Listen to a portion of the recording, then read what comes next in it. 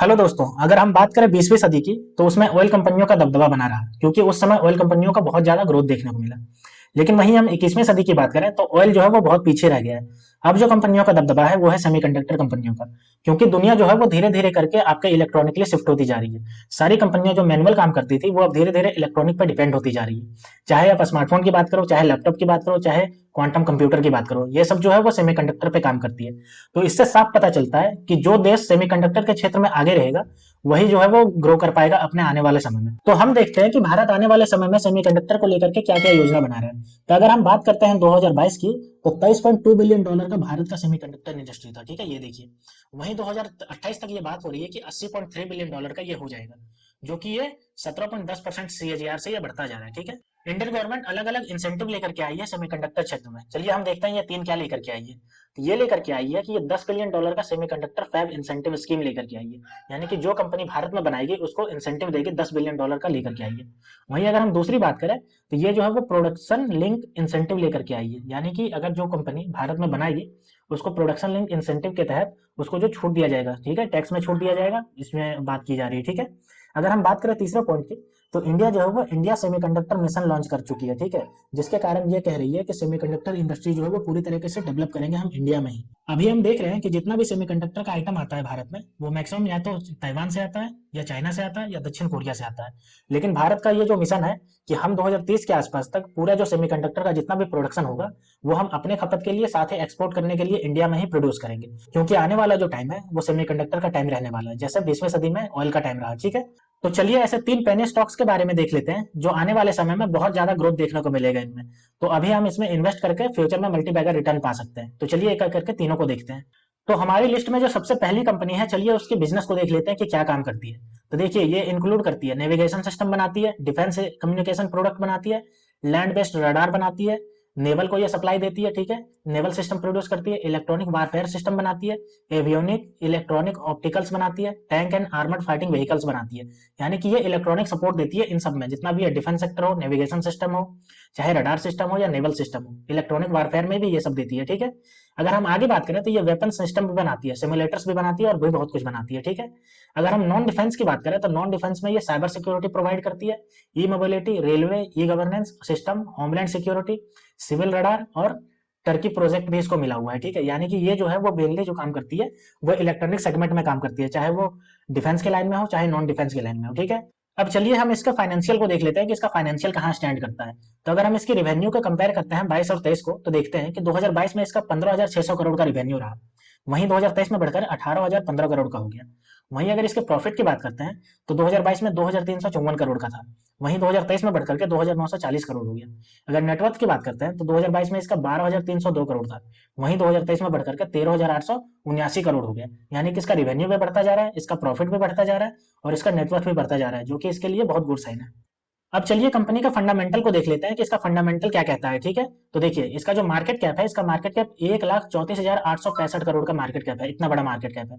वहीं P ratio की बात करें तो 37.81 का पी रेशियो चल रहा है, पीबी रेशियो 9.10 चल रहा है इसका, इंडस्ट्री पी 40.71 चल रहा है। यानी कि ये जो अभी मिल रहा है वो आपको अंडर प्राइस मिल रहा है, क्योंकि इसका इंडस्ट्री पी देखिए 40.71 है, जबकि इसका जो पी है वो 37.81 है। ठीक है, डेप्ट टू इक्विटी जीरो, यानी कि इसके ऊपर कोई डेप्ट नहीं है, तो ये तो बहुत बढ़िया बात है। ठीक है, आरओई की बात करें तो 22.43% का आरओई है, देखिए 22% से ये बढ़ा दे रही है।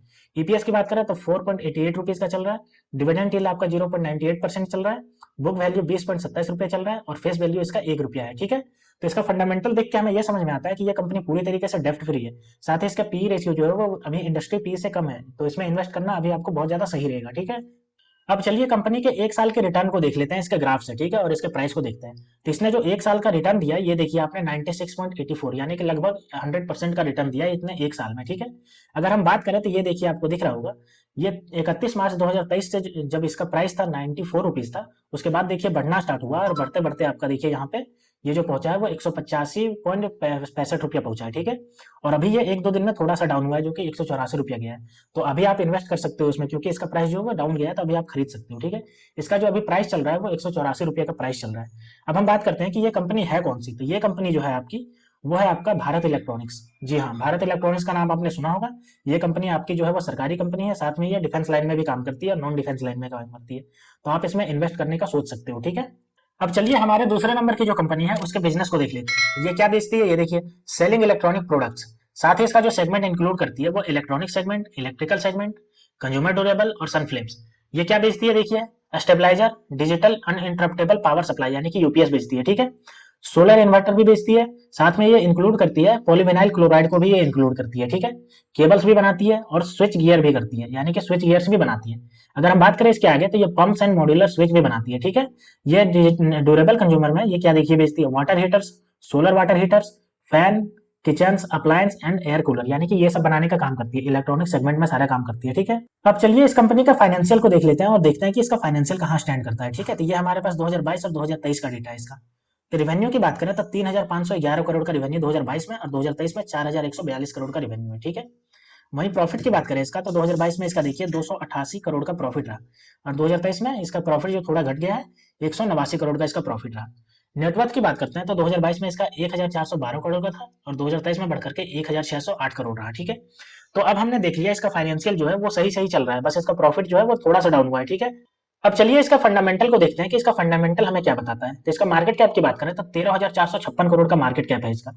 पी रेशियो देखिए इसका 57.50 चल रहा है, वहीं पीबी रेशियो इसका 8 चल रहा है। वहीं इंडस्ट्री पी की बात करें तो देखिए 79.59 चल रहा है, यानी कि इसका पी रेशियो जो है वो इंडस्ट्री पी से कम है, यानी कि ये अभी जो है वो अंडर वैल्यू चल रहा है, ठीक है। और ये इसलिए चल रहा है क्योंकि इसका जो अभी जो 2023 का जो प्रॉफिट था उसमें डाउन आया है, जिसकी वजह से ये आपको अंडर वैल्यूड मिल रहा है, ठीक है। तो आप इसमें अभी इन्वेस्ट कर दोगे तो आगे चल के ये आपको बहुत ज्यादा रिटर्न दे सकता है। अगर हम इसके डेप्ट टू इक्विटी की बात करें तो देखिए 0.23 है, यानी कि इसके ऊपर बहुत नेग्लिजिबल डेप्ट है, ठीक है। आरओई देखिए 12.79% है, वहीं ईपीएस इसका 5.39 रुपीज है, डिविडेंड यील्ड इसका 0.42% है। बुक वैल्यू की बात करें तो 38.76 इसका बुक वैल्यू है और फेस वैल्यू इसका 1 रुपया है, ठीक है। तो इसका फंडामेंटल से हमें ये पता चल रहा है कि कंपनी अभी अंडर वैल्यूड मिल रही है क्योंकि इसका जो पी रेशियो है वो इंडस्ट्री पी से कम है, ठीक है।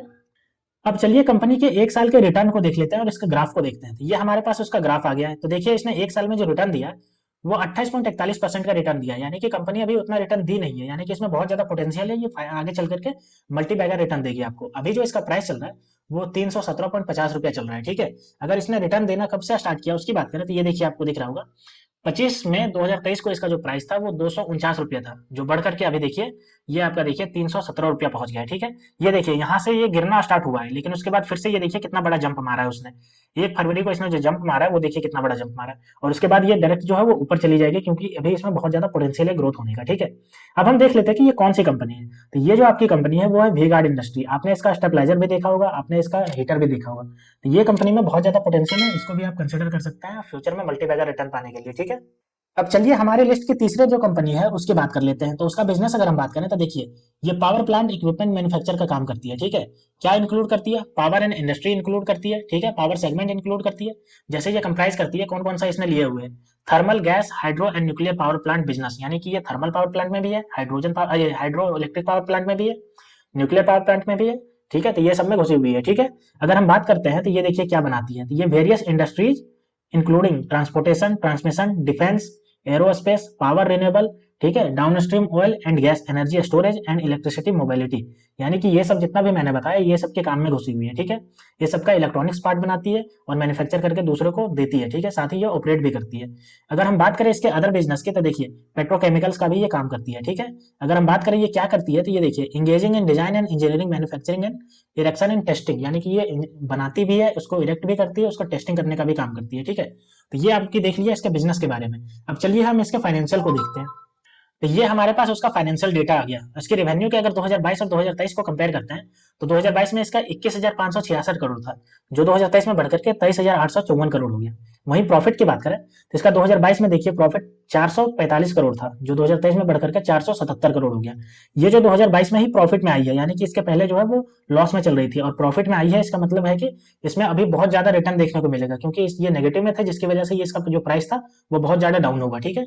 इसका अगर हम नेटवर्थ की बात करते हैं तो देखिए नेटवर्थ इसका 2022 में 26,507 करोड़ था, वहीं 2023 में इसका 26,828 करोड़ हो गया, ठीक है। तो चूंकि ये कंपनी नेगेटिव में थी और अभी 22 और 23 में पॉजिटिव में आई है, तो इसका जो कंपनी का प्राइस है वो अंडर वैल्यूड है और ये बहुत ज्यादा जाकर के इसमें आप खरीदारी कर सकते हो क्योंकि ये आने वाले फ्यूचर में ये बहुत ज्यादा रिटर्न देखने को मिल सकता है, ठीक है। अब हम इसके फंडामेंटल को देख लेते हैं कि इसका फंडामेंटल क्या कहता है। इसका जो मार्केट कैप है वो 81,376 करोड़ का मार्केट कैप है। पी रेशियो इसका देखिए 1168.50 है। वहीं पीबी रेशियो की बात करें तो 3.12 है इसका। वहीं इंडस्ट्री पीई की बात करें तो 79.59 है।